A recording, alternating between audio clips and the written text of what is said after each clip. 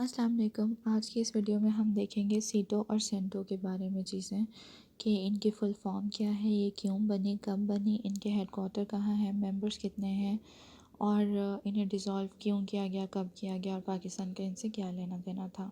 तो चलिए video start करते हैं। सबसे पहले तो देखा जाए तो एक थोड़े से प्रीव्यू के लिए, थोड़े से पस मंज़र के लिए मैं आपको ये बता दूँ कि जब दूसरी जंग अज़ीम ख़त्म हुई थी तो उसके बाद अमेरिका का जो मकसद था वो ये था कि मैं रशिया को हर तरह से कंटेन करूं, मतलब रशिया के इन्फ्लुएंस को, जो उस टाइम यूएसएसआर था, मतलब यूएसएसआर के इन्फ्लुएंस को कम करना अमेरिका की अवलीन तरजीह थी। उसके लिए उसने ये दो ऑर्गेनाइजेशंस भी बनाई, उसके अलावा भी बहुत कुछ किया था लेकिन ये दो ऑर्गेनाइजेशंस भी बनाई। तो ये थी सीटो और सेंटो। अब इसके बारे में जानते हैं। अगर फॉर्मली देखा जाए तो इन ऑर्गेनाइजेशन की टाइप की सबसे पहले बात कर लेते हैं। तो इनकी जो टाइप थी वो थी एक मिलिट्री अलाइंस। सीटो भी मिलिट्री अलाइंस था और सेंटो भी मिलिट्री अलाइंस था। तो अब पहले बात कर लेते हैं सीटो की। तो सीटो जो है उसकी फुल फॉर्म है south east Asia treaty organisation. South east Asia treaty organisation. ये जो south east Asia treaty organisation है, ये जिस रीजन के लिए बनाई गई थी, मतलब जिस रीजन में इसने काम करना था, वो रीजन था एशिया का। लेकिन एशिया स्पेसिफिकली कौन सा एशिया? South east Asia. तो ये जो नीचे रीजन का लिखा हुआ है ना, और ब्रैकेट में एशिया के साथ SE लिखा हुआ, ये है साउथ ईस्ट एशिया। इस रीजन के लिए बनाई गई थी ये। इसकी मेंबर स्टेट्स कितनी थी? इसकी मेंबर स्टेट्स थी 8 और उनमें से एक स्टेट थी थाईलैंड। थाईलैंड में इसका था वो हेडक्वार्टर, बैंकॉक में। तो बनी थी ये 1954 में। तो अब इन सारी चीज़ों को रिवाइज़ कर लेते हैं कि इसकी मिलिट्री टाइप मिलिट्री अलाइंस था। इसकी टाइप क्या थी ऑर्गेनाइजेशन की? मिलिट्री अलाइंस था। कब बनी थी? 1954 में बनी थी। हेडक्वार्टर कहाँ था? बैंकॉक में। और बैंकॉक जो है वो थाईलैंड में है। ठीक है, तो थाईलैंड भी इसका एक मेंबर है। अब हम देख लेते हैं कि इसके मेंबर्स हैं कौन कौन से। इसके मेंबर्स में सबसे पहले तो आ जाएगा अब थाईलैंड, फिर पाकिस्तान तो पेश पेश था, और उसके बाद फ़िलीपींस है, और उसके अलावा जो 6 कंट्रीज़, उसके अलावा जो 5 कंट्रीज़ हैं वो है UK, USA, France, New Zealand and Australia. ये कंट्रीज़ एशिया में नहीं है लेकिन फिर भी इस ऑर्गेनाइजेशन के मेंबर थे वो। अब बात करते हैं कि इसका दूसरा नाम मनीला पैक्ट है। मनीला पैक्ट इसलिए है क्योंकि मनीला जो है वो फ़िलीपींस में है और मनीला में ही ये पैक्ट साइन हुआ था इस ट्रीटी का। ये ट्रीटी साइन हुई थी वहाँ पे, तो इसलिए उसे मनीला पैक्ट भी कहा जाता है इसको। और मनीला कितने से ये भी याद रखें कि फ़िलीपींस भी इसका मेंबर है। तो 3 मेंबर्स तो ये हो गए, फ़िलीपींस, थाईलैंड और पाकिस्तान। ये एशिया से थे और बाकी के 5 जो थे USA, UK, फ्रांस, ऑस्ट्रेलिया और न्यूजीलैंड, वो जो थे वो आउट ऑफ एशिया थे। अब क्या हुआ कि 1973 में हमारी कोई इनके साथ ख़ास जमी नहीं, भुट्टो का दौर था, तो भुट्टो ने जो था वो अपने आप को इससे सेपरेट कर लिया।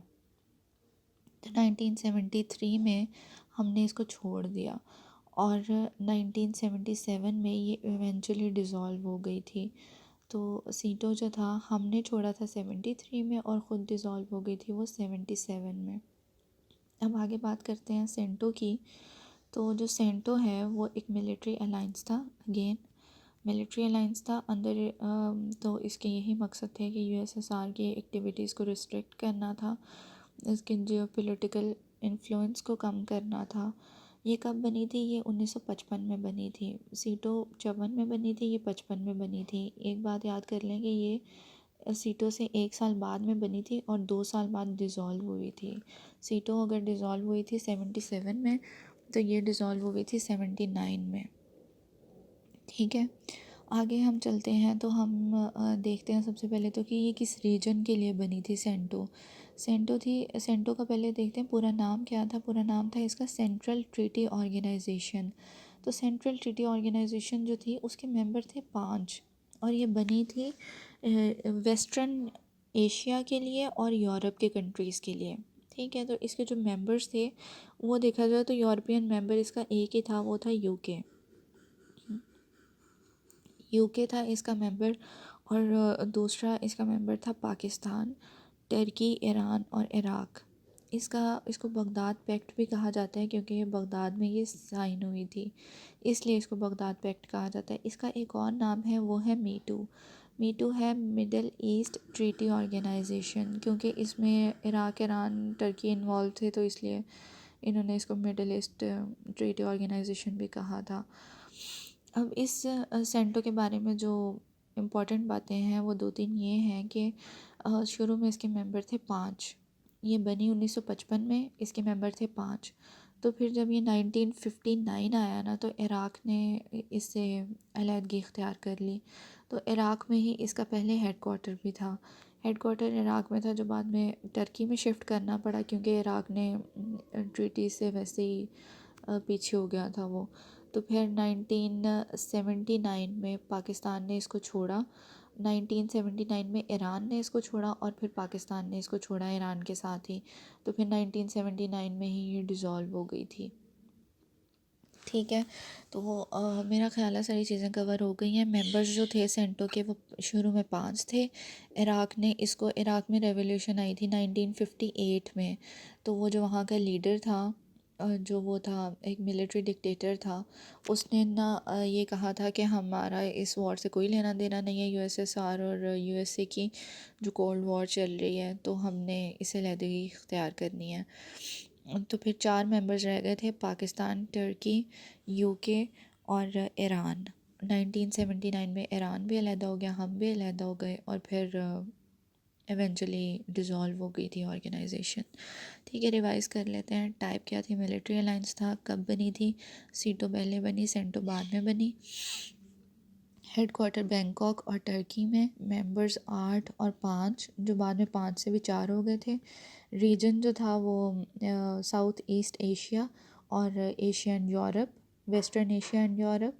पाकिस्तान ने छोड़ा 73 में। और अच्छा, ये भी कहा जाता है कि जो सीटो है उसमें ये भी कहा जाता है कि पाकिस्तान ने 1973 में इसको छोड़ा, तो रशिया ने एज ए गिफ्ट जो है वो हमें वो दिया था, स्टील मिल दी थी। तो 73 में हमारा कॉन्स्टिट्यूशन बना, 73 में हमने सीटो छोड़ा, 73 में हमारे वो जो है स्टील मिल थी वो हमने रशिया के ताउन से बनाई थी। तो ये 3 चीज़ें 73 की भी याद कर लें। 79 में जो है वो सेंटो छोड़ा हमने, और इनके दूसरे नाम जो हैं, सीटो का मनीला पैक्ट है और सेंटो का बगदाद पैक्ट है। तो बस ये वीडियो थी आज की छोटी सी। उम्मीद है आपको अच्छी लगी होगी। चैनल को सब्सक्राइब ज़रूर कीजिएगा। अल्लाह हाफ़िज़।